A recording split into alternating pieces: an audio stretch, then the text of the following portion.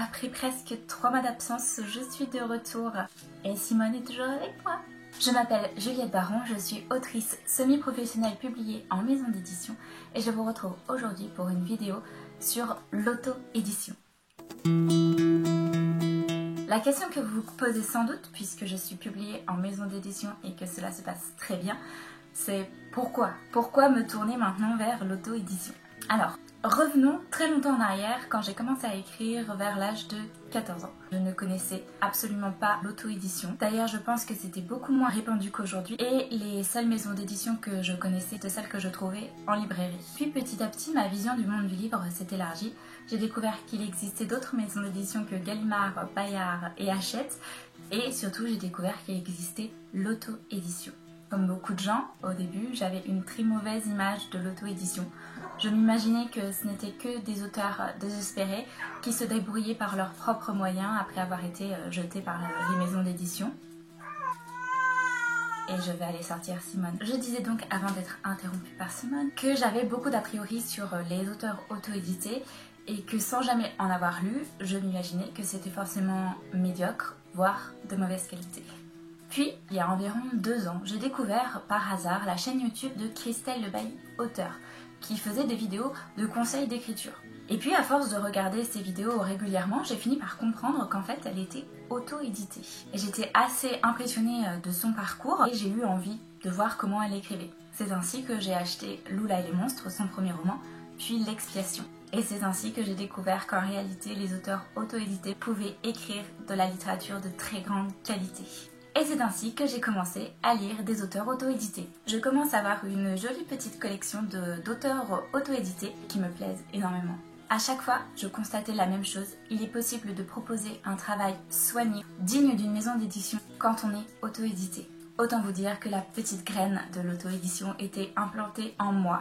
Et petit à petit, ça a commencé à germer. J'en avais très envie, je suivais sur les réseaux sociaux de nombreux auteurs et autrices auto-édités. Et je me suis vite rendu compte que beaucoup parvenaient à vivre de leur plume grâce à l'auto-édition. Ils arrivaient à se consacrer presque exclusivement à l'écriture, ce qui est mon rêve. Donc j'ai continué à regarder toutes les vidéos de Christelle Le Bailly. Je mourais d'envie de me lancer, mais ça me terrifiait. Je trouvais ça extrêmement dur. J'étais surtout terrifiée à l'idée de me lancer avec un roman qui est un travail de longue haleine, qui demande un investissement énorme de temps, d'énergie. Je me disais, si je me lance avec un roman sur lequel j'aurais travaillé pendant plus d'1 an et que ça fait un flop, ce sera un manuscrit de perdu, ce sera du temps de perdu et j'aurai les boules en gros d'avoir sacrifié un roman quoi. C'est là que j'ai eu l'illumination. Je me suis réveillée un matin et je me suis dit, tu as plein de nouvelles dont tu ne fais rien dans ton ordinateur. Tu vas publier un recueil de nouvelles. D'autant qu'il existe très peu de maisons d'édition qui publient des nouvelles et qu'au final je ne prenais aucun risque. Mais bon, comme j'ai tendance à très vite m'emballer, je me suis dit je vais publier plusieurs recueils de nouvelles et même je vais créer une collection de recueils de nouvelles. La machine était lancée. Je me suis plantée devant mon ordinateur et je suis directement allée sur Canva. Ça peut paraître bizarre, mais je suis certaine que je ne suis pas la seule à le faire. Dès que j'ai une nouvelle idée, la première chose que je fais, c'est de créer un prototype de couverture pour avoir une vision de ce que ça pourrait donner si ce projet aboutissait et était publié. Ça me motive quoi. J'ai donc exploré Canva et les banques d'images gratuites telles que Pixabay ou Pexel. Et là, je suis tombée sur une nouvelle police d'écriture sur Canva. Ça a été un véritable coup de foudre. En plus, la police s'appelle Baron, qui est mon nom de famille, je me suis dit, c'est un signe. Et donc, j'ai décidé que cette police d'écriture serait celle qui donnerait son identité à la collection de recueils que je voulais créer. C'est alors posé la question des droits d'exploitation. Je n'étais absolument pas sûre d'avoir le droit de l'utiliser à des fins commerciales. Dans le doute, j'ai posé la question en story Instagram. Et c'est à partir de ce moment-là que j'ai véritablement découvert la puissance du réseau Instagram des auteurs auto-édités. Puisque j'ai reçu des dizaines et des dizaines de réponses. Je trouvais ça absolument génial. Et l'idée de faire partie de cette fantastique communauté des auto-édités m'a encore plus confortée dans mon choix. Bref, après bien des recherches, il en est ressorti que les polices et les images proposées par Canva sont libres d'utilisation à des fins commerciales.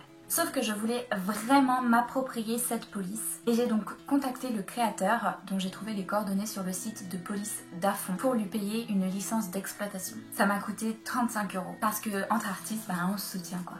Après ça, je me suis quand même penchée sur le contenu de mon recueil. J'ai parcouru les nouvelles que j'avais dans mon ordinateur, j'en ai sélectionné plusieurs, je les ai classées par thème, je les ai relues, retravaillées et c'est alors posé la question des corrections.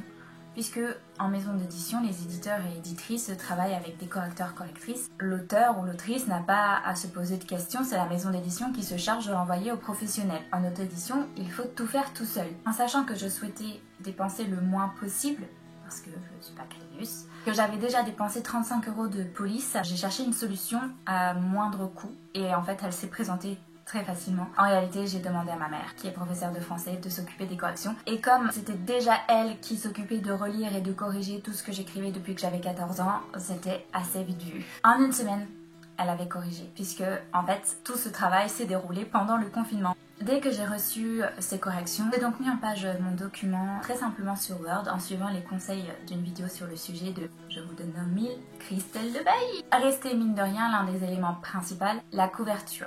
Alors j'avais mon prototype créé sur Canva, mais je n'avais absolument aucune idée de comment créer la maquette complète avec la première de couverture, la quatrième de couverture, le dos, etc.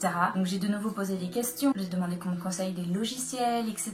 Mais c'était très compliqué. J'ai vite compris que ce n'était pas dans mes capacités. D'autant que la plupart des logiciels qu'on me conseillait étaient payants et que je ne les maîtrisais absolument pas. J'étais un peu dans une impasse quoi.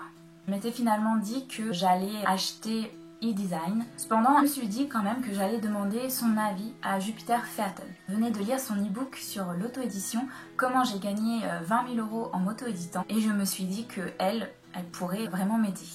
Et Jupiter Phaeton étant la générosité incarnée, en fait, elle m'a immédiatement proposé que sa graphiste professionnelle, celle qui s'occupait de toutes les couvertures de ses livres, s'occupe de ma couverture. Je me suis dit waouh, on me retrouve en quelque sorte marrainée par Jupiter Phaeton qui est juste une star du monde de l'auto-édition.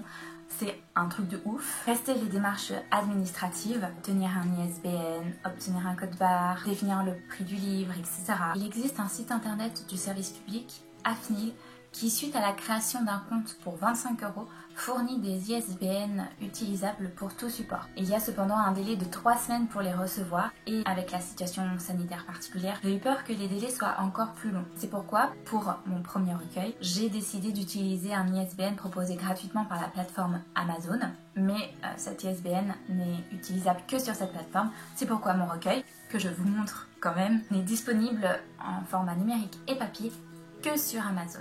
Pour conclure cette vidéo, je voudrais juste faire un tout petit point sur le fait d'être publié chez Amazon.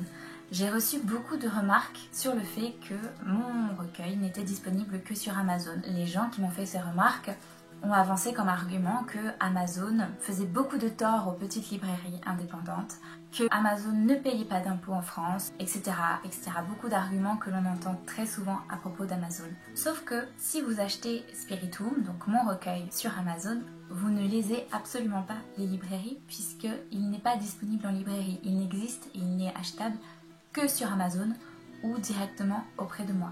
Il faut quand même reconnaître que c'est la seule plateforme qui propose autant d'avantages pour les auteurs et autrices. C'est déjà tellement difficile de réussir à vivre de sa plume quand on est auteur ou autrice qu'au vu des avantages que propose Amazon, on peut difficilement passer à côté quand même.